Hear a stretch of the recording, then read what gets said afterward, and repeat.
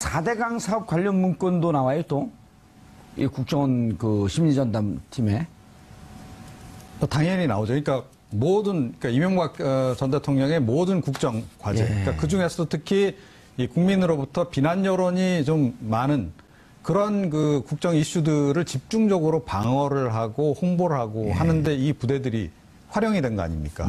당연히 그 4대강 관련해서는 적극 대응하는 쪽으로 뭐 논리가 당연히 이제 전개가 됐을 것이고 예. 그 지침도 아주 구체적으로 나갔을 겁니다. 그러니까 어떤 논리로 전파를 한다. 근데 그 당시에 나온 댓글들을 보게 되면 그러니까 그 약간 우파 성향의 댓글들은 내용들이 상당히 유사한 것들이 많이 이렇게 그래요. 이렇게 어떻게 보면 복제돼서 이렇게 유포되는 그런 현상들을 우리가 많이 경험을 했잖아요. 예. 그게 다 이유가 있었던 거죠. 그러니까 사실은 제가 보기에는 기본 가이드라인은 국정원에서 주고 그거를 이제 그 각 팀들이 그냥 구현하는, 예. 퍼나르는 이런 식으로 이제 전개를 활동을 한 것 같다. 작전을. 진보 진영 논객들의 특징은 피하 구분하지 않고 다 싸우잖아요. 모두 까기. 진보 진영 내부에서도 싸우고 보수 진영하고도 싸우고 또 막 싸우다 보면 자기하고 친한 친구가 나오기도 하고. 근데 정말 진짜 이 보수적 성향, 극우적 성향을 보이는 분들은 넌 좀 비슷해 했어. 약간 좀 독특했어요. 그런데 네, 또 한 가지 유치했어요. 여기 이제 좀 하시죠. 네. 제가 짧게 할게요. 예. 또 한 가지 특징이 뭐냐면 최근에 그런 류의 우파 그 댓글들이 예. 우파 성향의 댓글들이 사라졌다는 거예요, 거의. 아, 느끼시죠? 그렇네요. 확연히 좀 보기 힘들어요. 아, 요즘에. 맞아요. 멸종 위기에 처해 있어요. 네. 익스팅트. 그건 뭐냐면 이제 그 팀들이 다 와해됐기 때문에 지금 그런 거죠. 결국 그렇게 해석할 수 그 있어요. 자발적인 댓글을 다는 사람들은 없나요, 좀? 우파 성향의 인물 중에 그렇게 댓글을 적극적으로 다는 분들이 많지는 않은 것 같아요. 우리 제가. 사회가 멸종위기에 처하면 보호 로 지정하지 않습니까? 근데 걱정 안 하셔도 되는 예. 게 지금 이제 되게 저는 이제 민주당 디소위원장이다 보니까 무슨 위원장이요? 디지털 소통위원장. 아, 디소위원장? 제가 댓글을 아하. 봐야 될 의무가 아하. 있는 거예요. 근데 그 희귀종은 보호할 필요가 없습니다. 자연 발생적으로 나오면 다른 되는 거예요. 야당에서 그럼요. 나옵니다. 근데 그 자연 발생적으로 나오는 정부 여당 비판, 예. 대통령 비판이 과거보다 좀 세련됐어요.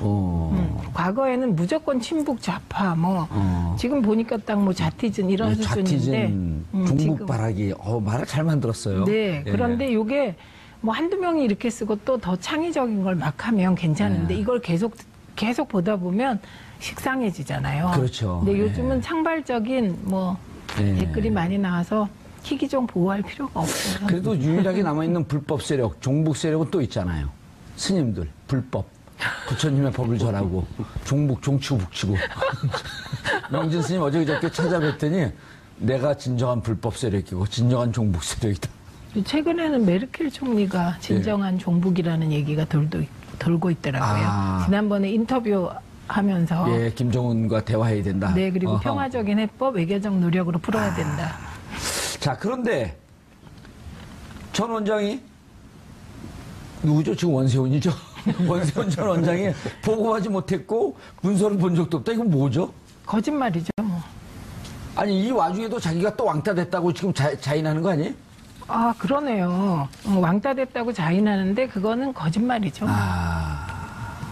이 사건이 출발한 게 2012년 12월 대선을 목전에 둔 시점 아니었습니까? 그렇죠, 11일. 당시에 국정원 심리정보국 소속의 김모 여성 직원의 자택에 이제 민주당 의원들하고 이제 일부 시민단체 분들이 관계자가 가서 여기서 댓글을 달고 있다라고 하는 의심이 든다고 해서 이제 거길 포위하면서 사건이 이제 불거졌는데. 그 오피스텔이 자기가 살고 있는 곳이었었나요?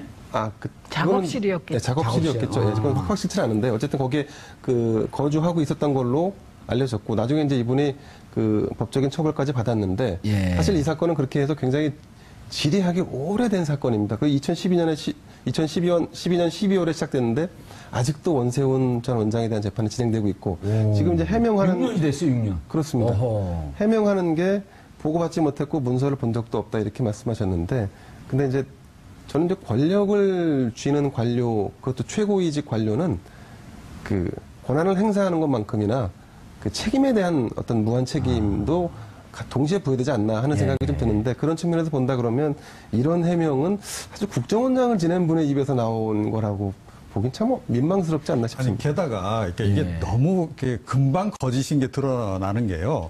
그 업무 지시한 그 녹취록이 다 나왔잖아요. 그걸 보게 되면 원세훈 전 원장 녹취록 다 공개되지 않았습니까? 그러니까 예전에 좀 삭제해가지고 제출했던 거를 이번에 완판본을 지금 국정원 정부 TF가 국정원에서 그 자료가 없어질 리가 그렇죠. 없잖아요. 복원해서 이제 다시 지금 재판부에 제출을 한 거 아닙니까?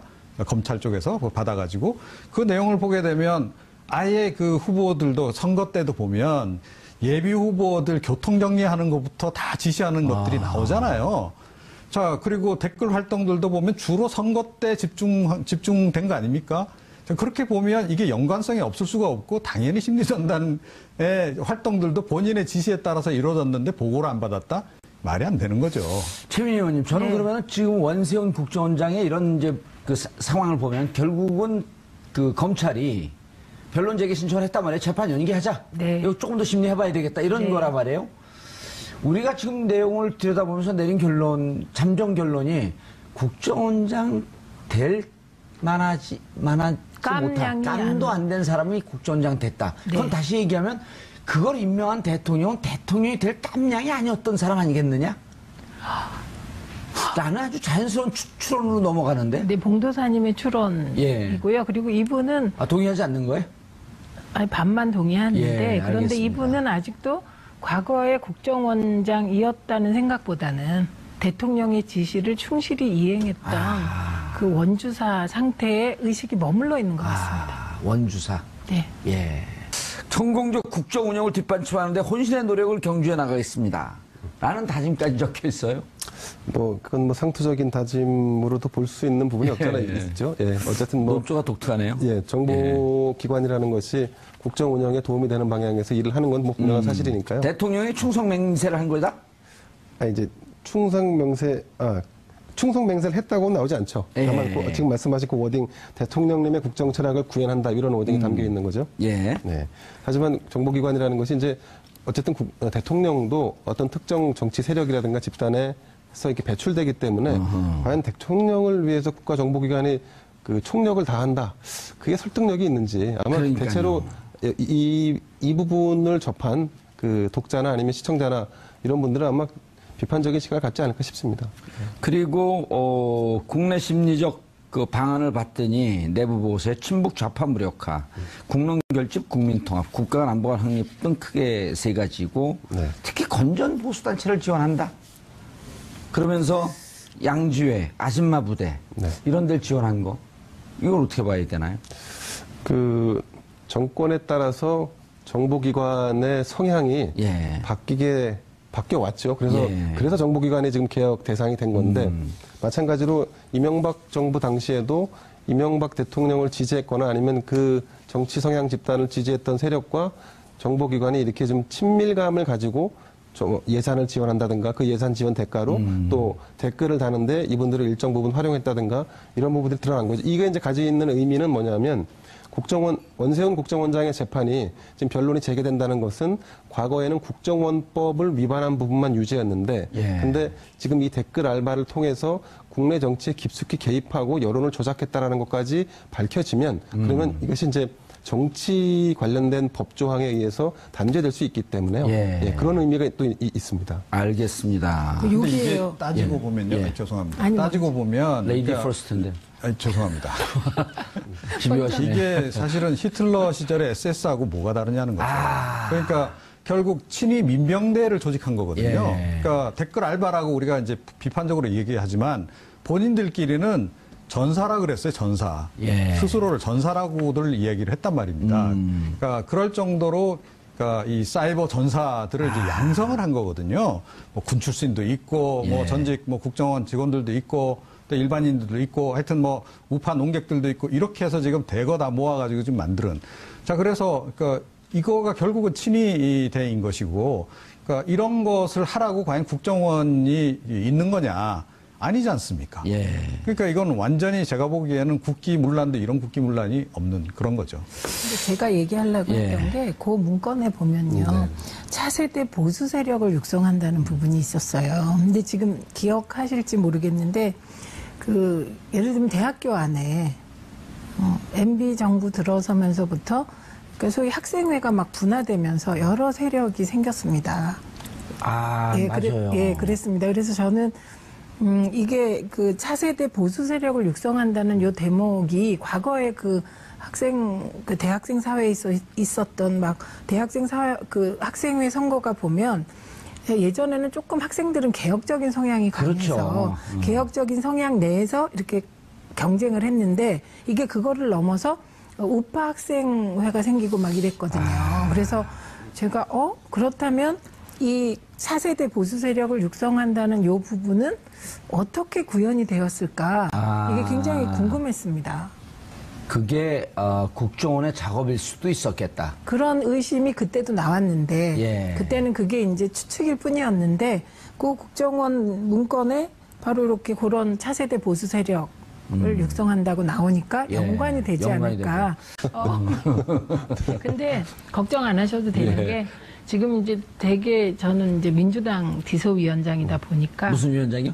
디지털 소통위원장. 디소위원장? 제가 댓글을 봐야 될 의무가 있는 거예요. 근데 그 희귀종은 보호할 필요가 없습니다. 자연 발생적으로 다른 야당에서 나옵니다. 근데 그 자연 발생적으로 나오는 정부 여당 비판, 대통령 비판이 과거보다 좀 세련됐어요. 과거에는 무조건 친북 좌파 지금 보니까 딱 뭐 자티즌 이런 수준인데 종북 발악이 말을 잘 만들었어요. 네. 그런데 이게 뭐 한두 명이 이렇게 쓰고 또 더 창의적인 걸 막 하면 괜찮은데 이걸 계속 보다 보면 식상해지잖아요. 그렇죠. 근데 요즘은 창발적인 댓글이 많이 나와서 희귀종 보호할 필요가 없어요. 그래도 유일하게 남아있는 불법 세력, 종북 세력은 또 있잖아요.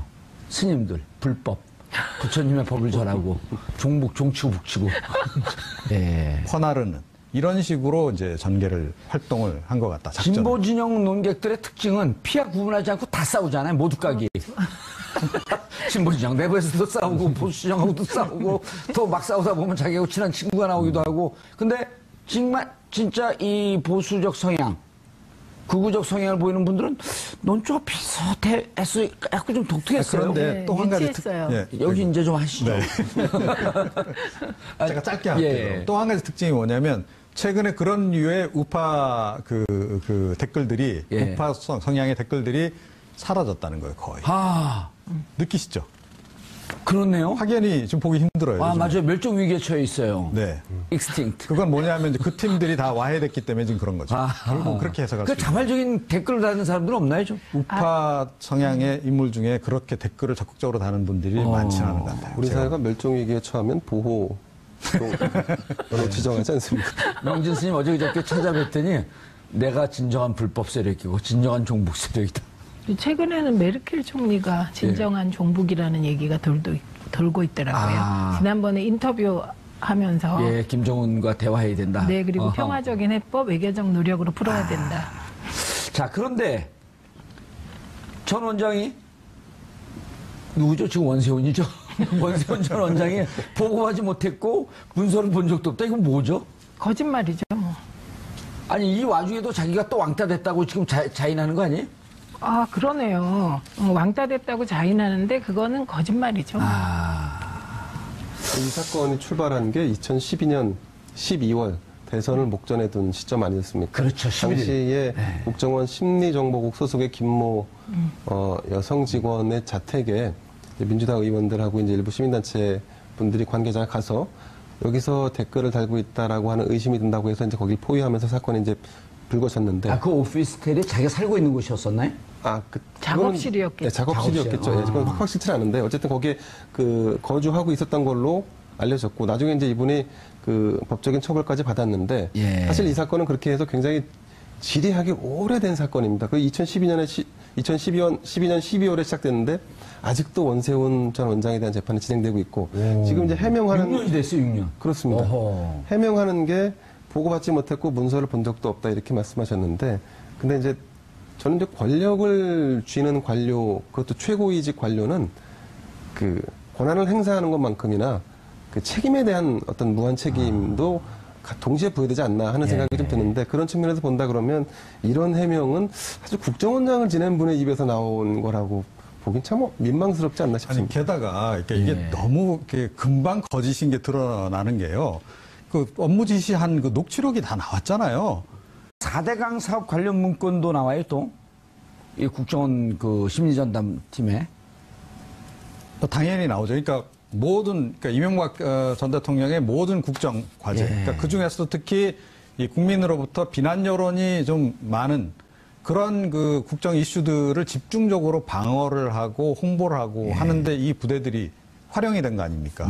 당연히 4대강 관련해서는 적극 대응하는 쪽으로 뭐 논리가 당연히 이제 전개가 됐을 것이고 그 지침도 아주 구체적으로 나갔을 겁니다. 그러니까 어떤 논리로 전파를 한다. 근데 그 당시에 나온 댓글들을 보게 되면 그러니까 그 약간 우파 성향의 댓글들은 내용들이 상당히 유사한 것들이 많이 이렇게 그래요. 이렇게 어떻게 보면 복제돼서 이렇게 유포되는 그런 현상들을 우리가 많이 경험을 했잖아요. 그게 다 이유가 있었던 거죠. 그러니까 사실은 제가 보기에는 기본 가이드라인은 국정원에서 주고 그거를 이제 각 팀들이 그냥 구현하는